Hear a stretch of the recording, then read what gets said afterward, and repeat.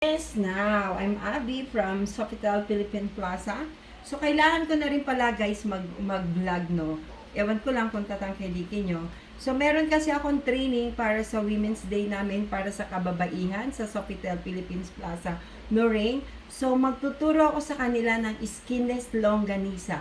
Guys, ito lang po yung mga sangkap natin na kailangan nating gamitin. Ito yung pang-ice candy na super small, konting bechin. Sa 1 kilo natin guys na giniling, kailangan natin ng magic syrup back naman.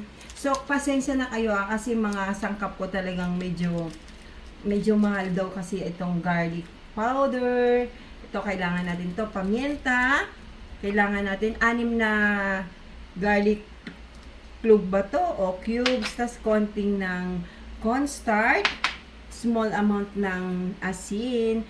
Tapos guys, dalawa kasi tayo. Meron tayong garlic flavor na skin longganisa at saka meron din po tayong mamimili po tayo may garlic longganisa at saka spicy. Guys, kasi ako mahilig ako sa sa maanghang. Hindi ako nakakakain kung walang maanghang. Kaya ito lang po yung mga sangkap natin, guys. So, pwede na rin kayong umorder sa akin kung magustuhin kasi super sarap po talaga ito.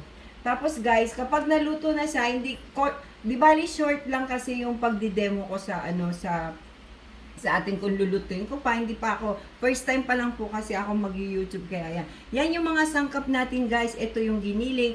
Supposed to be 1 kilo to, pero ito lang po muna yung dinisplay ko. Tapos guys, pag naluto, ito na po siya. Napakasarap po niya, promise. Mag-order na po kayo. Thank you guys.